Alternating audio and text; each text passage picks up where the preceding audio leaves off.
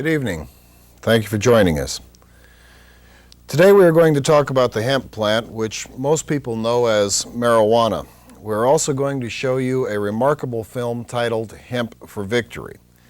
This is a fascinating film which you will want to show your friends, so get your VCRs ready now to tape. You will want to have a copy of this one. Hemp for Victory is a film which was produced by the United States Department of Agriculture in 1942 to encourage farmers to grow hemp, what we now know as marijuana, because it was so vital to the war effort. Please understand that this is a film produced by our own United States federal government. I strongly recommend that you tape this show because this film is really surprising. It shows hemp, marijuana, being grown thousands of acres at a time throughout the United States at the government's request. In fact, hemp was so important to the United States during World War II that the U.S. government actually gave farmers exemption from military duty if they agreed to grow hemp. This film is a good, non-threatening way to open the discussion of drug policy reform with even the most ardent drug warriors. Just let them watch it quietly, and you will see the questions begin to form in their minds.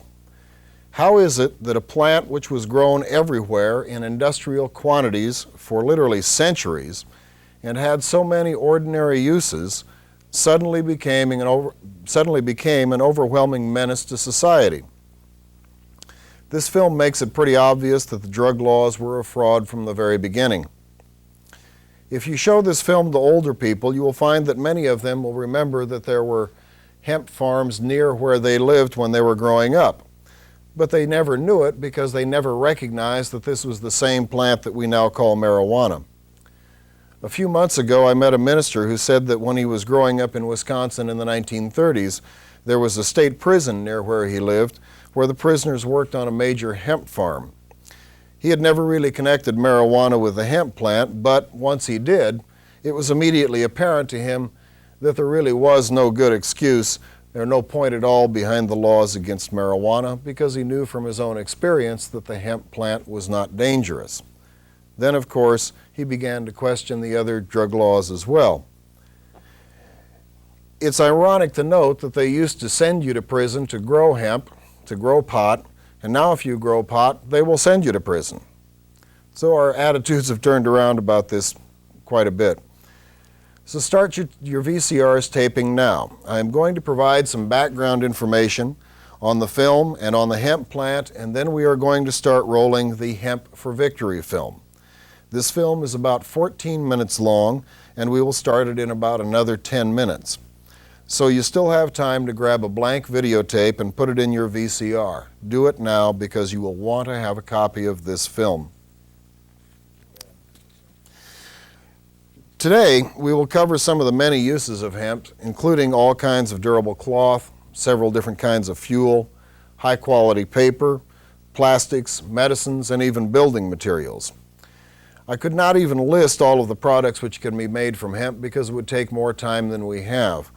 There are, at last count, as many as 50,000 individual products which can be made from the hemp plant. This is probably the single most useful commercial crop and industrial product ever grown anywhere. If you would like further information on the history of hemp, I recommend that you get a copy of The Emperor Wears No Clothes by Jack Herer. This book contains a lot of fascinating information about the historical uses of the hemp plant, what we now call marijuana, for literally dozens of important purposes. I think you will find it to be a very interesting book no matter what your preconceived opinions are about the drug laws or about marijuana. I would also recommend, as I always recommend, that you read the Consumers Union Report on Licit and Illicit Drugs published by the editors of Consumer Reports magazine. This is available in your local libraries if your local libraries are still open. They've closed many of the libraries here in California so they can build more prisons.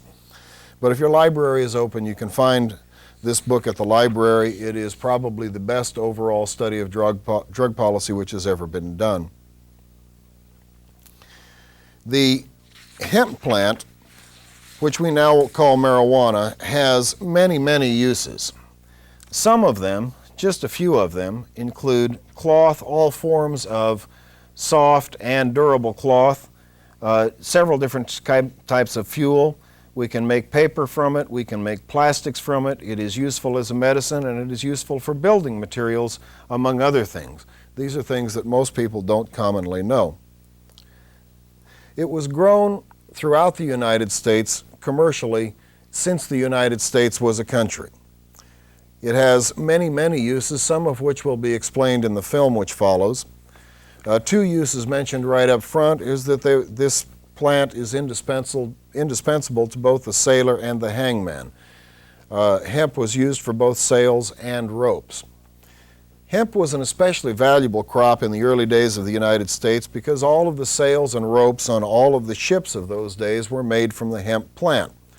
An average sailing ship carried 60 tons of hempen ropes and sails. Remember that whenever you look at an old sailing ship or in an old movie or anywhere from the times of the Greeks and the Romans up through the most recent sailing ships, every time you see one of these, you are looking at about 60 tons of what we now call marijuana. Hemp was the only plant which would make a heavy cloth with enough strength and durability to withstand the corrosive marine environment. Sailors had tried making sails from other materials such as linen made from flax, but the linen fibers would break down in a matter of 2 or 3 months when exposed to the ocean water, and therefore were just not an economically feasible solution. Hemp ropes and sails, on the other hand, would last at least a year before they needed to be replaced. But even at that, consider the quantities of hemp which must have been grown throughout the world to be able to supply each of the sailing ships in the world with 60 tons of hemp once a year. And hemp was absolutely vital to the navies and commercial sailors of those days because hemp was what made their ships go. It was, in essence, their engine. They couldn't go anywhere without it. Without it, the ships could not sail, there would be no foreign trade, and no country would be able to maintain a navy. So when you think about the great naval powers of history, remember that until the days of the steam engine, the entire basis of naval power and foreign trade rested on the hemp plant, what we now call marijuana. If it had not been for hemp, it is even quite possible that Columbus never would have discovered America because sails made from flax were not durable enough to risk such a long trip. There is evidence even that wars have been fought over the value of hemp for commercial purposes. When Napoleon invaded Russia, he did so in part to try to cut off the supply of Russian hemp to the English Navy. Napoleon was already involved in a battle with the English, and by cutting off the supply of hemp, he figured he could cripple the English Navy. If you are familiar with this part of history, then you know that Napoleon failed and wound up with his army destroyed. Napoleon was not any more successful at cutting off the flow of hemp than the modern anti-marijuana drug warriors have been. Hemp was so important to the Navy that the first marijuana laws in the United States actually required farmers to grow it and gave them a bounty for doing so. George Washington grew hemp and used it for a variety of purposes, including as a commercial product, as a tea, and for medicinal purposes. Thomas Jefferson and other founding fathers did the same. In the 1800s, when the pioneers came west, they came in Conestoga wagons, which were covered with canvas. Canvas was made from hemp, and even the Arabic word even the word canvas comes from the Arabic word for hemp, cannabis. Another product which was made from hemp was paper. Hemp makes a very fine quality paper which is very durable. The first 2 drafts of the United States Constitution were actually written on hemp and are still in good shape today. Hemp produces about 80 times more usable paper fiber per acre than trees do, so the growing of hemp today could virtually eliminate the need to cut down trees for paper. Hemp can also produce a number of types of fuels. It is the single best producer of biomass for producing such fuels as alcohol. It also produces a very good grade of fuel from the seeds. Up until 1937, when hemp was outlawed, it was widely used as a fuel for oil lamps and for other purposes. In matter of fact, it was the single most common source of fuel. It may surprise you also to learn that the diesel engine was designed to run on vegetable oils because Rudolf Diesel figured that vegetable oils would be the most common type of fuel in the future. If we used hemp today, we could completely eliminate the need for foreign oil imports simply by growing hemp right here in the United States. Hemp seed oil was also used to produce paint. The result was that the paint was non-toxic, an environmentally friendly paint where you didn't have to air out the house while you were painting. Hemp also makes extremely durable grades of cloth. It is also possible to make a high grade of plywood from hemp. The fibers are extremely strong and durable and do not need the toxic glues which are found in wood plywoods. Another interesting feature is that hemp is used in birdseed. If you go look at ordinary birdseed today, you will find hemp seeds listed on there. There was an exemption passed in the law in 1937, and the primary reason for that exemption was because the birdseed industry told Congress that canaries will not sing without marijuana seed. Lastly, but certainly not least, hemp is useful as a medicine. Hemp or marijuana is useful in the treatment of chronic pain, nausea from chemotherapy, AIDS, glaucoma, epilepsy, and numerous other diseases. There are literally thousands of Americans with medical problems who could be helped by the hemp plant. This year alone, 7,500 people will go blind from glaucoma when the best available medicine is a plant they could grow in their own backyard for free. So why then did the hemp plant become illegal? The primary reasons were racial prejudice and economic motives. The laws never did have anything to do with public health and safety. Racism has always been a primary element in the campaigns against drugs, and it was a major reason for the laws against hemp. While hemp was grown throughout the United States and throughout the world, most of the white Americans did not routinely smoke it. Smoking it was a custom which was much more prevalent in minority communities such as blacks and Mexicans. One of the reasons may have been that they were largely poor and that hemp was cheaper than alcohol. The campaign to outlaw hemp was based on racism from its inception. The Hearst newspapers led the charge with stories about how the evil weed marijuana was about to ruin America. They purposely chose the Mexican word marijuana to create confusions in the minds of the readers, even though the most commonly used term for the plant was hemp. The reason they did this was because people knew that the hemp plant was a common plant. When the law came before Congress, even members of Congress were surprised to learn that these two plants were the same. We now know that there was no basis in fact for the evidence which was presented to Congress. Now we are going to start the showing of the Hemp for Victory. As I stated before, this is a film made by the United States Department of Agriculture, and it shows how vital hemp is to the United States. Please start taping now. We are going to show this film. You are going to want to have a copy of it. Please start your tape now. Thank you.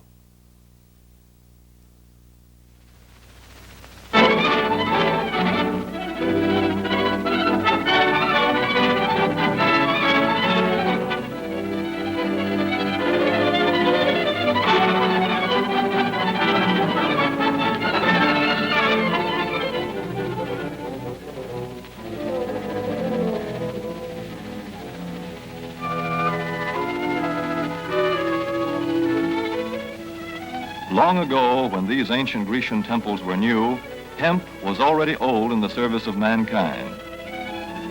For thousands of years even then, this plant had been grown for cordage and coarse cloth in China and elsewhere in the East. For centuries prior to about 1850, all the ships that sailed the western seas were rigged with hempen rope and sails. For the sailor, no less than the hangman, hemp was indispensable.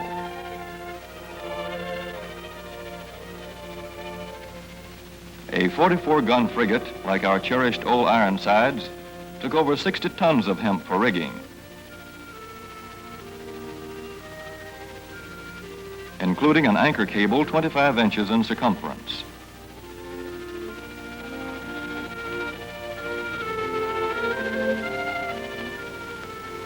The Conestoga wagons and prairie schooners of pioneer days were covered with hempen canvas. Indeed, the very word canvas comes from the Arabic word for hemp. In those days, hemp was an important crop in Kentucky and Missouri. Then came cheaper imported fibers for cordage, like jute, sisal, and manila hemp, and the culture of hemp in America declined. But now, with Philippine and East Indian sources of hemp in the hands of the Japanese, and shipment of jute from India curtailed, American hemp must meet the needs of our Army and Navy, as well as of our industries. In 1942, patriotic farmers, at the government's request, planted 36,000 acres of seed hemp, an increase of several thousand %. The goal for 1943 is 50,000 acres of seed hemp. In Kentucky, much of the seed hemp acreage is on river bottom land such as this, along the Kentucky River Gorge. Some of these fields are inaccessible except by boat. Thus, plans are afoot for a great expansion of the hemp industry as a part of the war program. This film is designed to tell farmers how to handle this ancient crop, now little known outside Kentucky and Wisconsin. This is hemp seed. Be careful how you use it. For to grow hemp legally, you must have a federal registration and tax stamp. This is provided for in your contract. Ask your AAA committeeman or your county agent about it. Don't forget, hemp demands a rich, well-drained soil such as is found here in the bluegrass region of Kentucky or in central Wisconsin.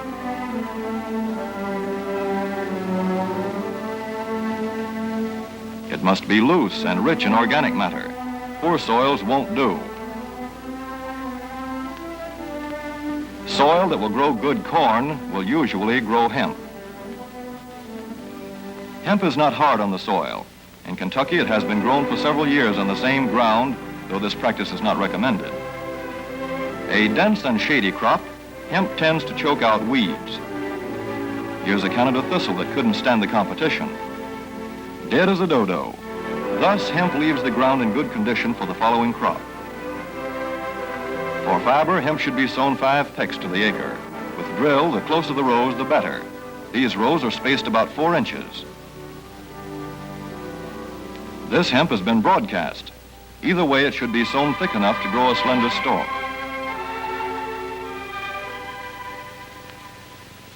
Here's an ideal stand. The right height to be harvested easily, thick enough to grow slender stalks that are easy to cut and process.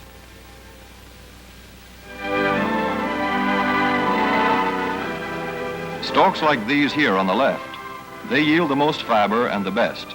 Those on the right are too coarse and woody. For seed, hemp is planted in hills like corn, sometimes by hand. Hemp is a dioecious plant. The female flower is inconspicuous, but the male flower is easily spotted. In seed production, after the pollen has been shed, these male plants are cut out. These are the seeds on a female plant. Hemp for fiber is ready to harvest when the pollen is shedding and the leaves are falling. In Kentucky, hemp harvest comes in August. Here, the old standby has been the self-rake reaper, which has been used for a generation or more.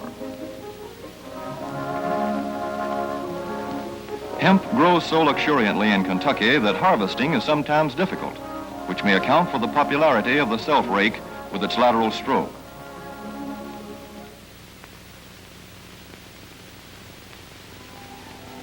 A modified rice binder has been used to some extent. This machine works well in average hemp.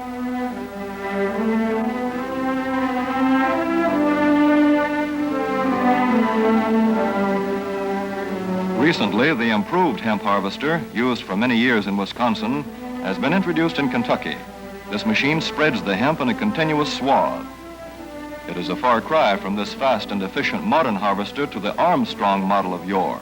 But here's one kind of harvester, at least, that doesn't stall in the heaviest hemp. In Kentucky, hand cutting is practiced in opening fields for the machines.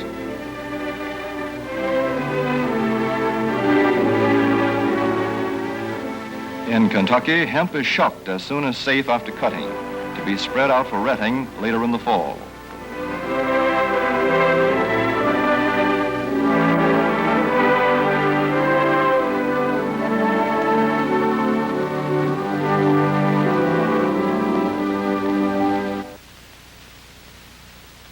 Wisconsin, hemp is harvested in September. Here, the hemp harvester with automatic spreader is standard equipment. Note how smoothly the rotating apron lays the swath preparatory to retting. Here it is a common and essential practice to leave headlands around hemp fields. These strips may be planted to other crops, preferably small grain. Thus, the harvester has room to make its first round without preparatory hand cutting. Here the machine is running over corn stubble. When the cutter bar is much shorter than the hemp is tall, overlapping occurs. Not so good for retting. The standard cut is 8 to 9 feet. The length of time hemp is left on the ground to ret depends on the weather. The swaths must be turned to get a uniform ret.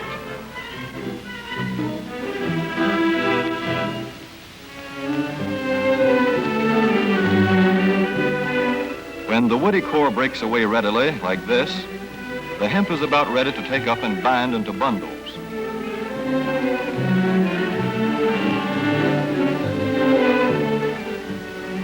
Well-retted hemp is light to dark gray. The fiber tends to pull away from the stalk. The presence of stalks in the bowstring stage indicates that retting is well underway.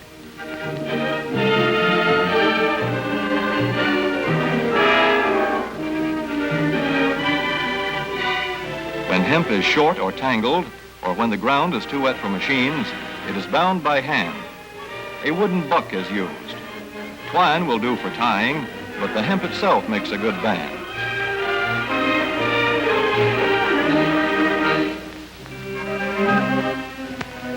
When conditions are favorable, the pickup binder is commonly used. The swath should lie smooth and even with stalks parallel.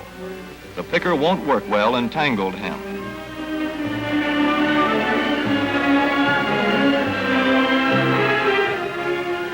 After binding, hemp is shocked as soon as possible to stop further retting. In 1942, 14,000 acres of fiber hemp were harvested in the United States. The goal for 1943 is 300,000 acres. Thus, hemp, Cannabis sativa, the old standby cordage fiber, is staging a strong comeback. This is Kentucky hemp going into the dryer of a mill at Versailles.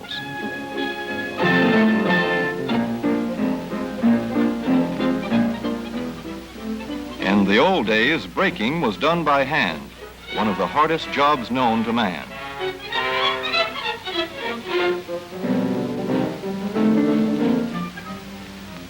Now the power breaker makes quick work of it.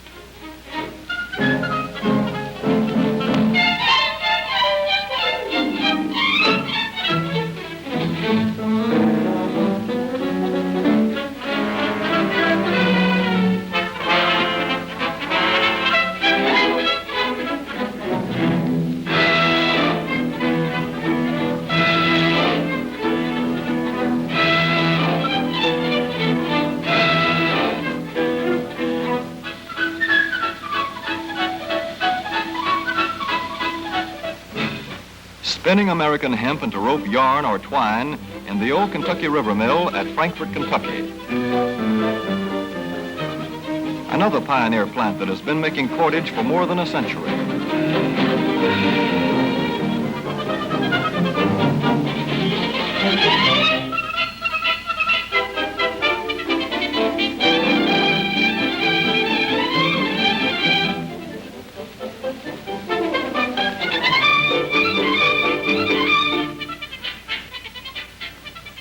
All such plants will presently be turning out products spun from American-grown hemp.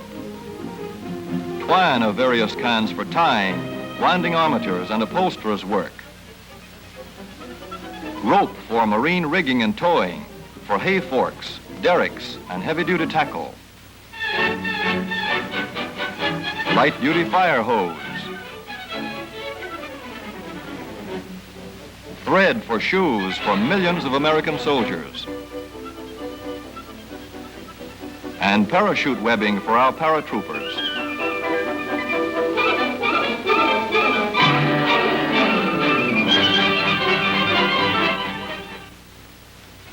As for the United States Navy, every battleship requires 34,000 feet of rope, and other craft accordingly.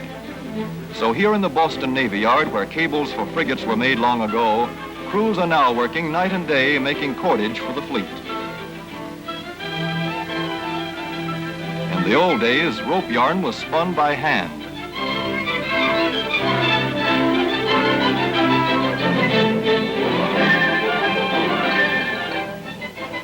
Today, even the rope walk is mechanized.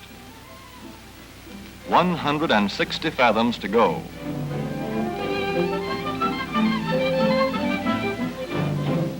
The rope yarn feeds through holes in an iron plate.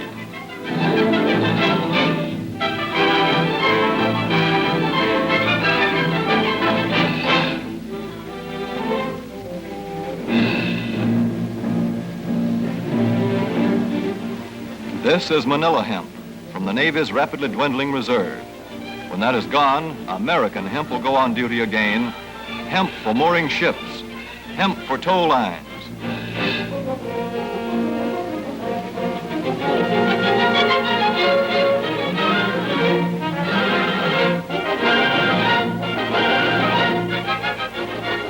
Hemp for tackle and gear. Hemp for countless naval uses, both on ship and shore. Just as in the days when old Ironside sailed the seas victorious, with her hempen shrouds and hempen sails.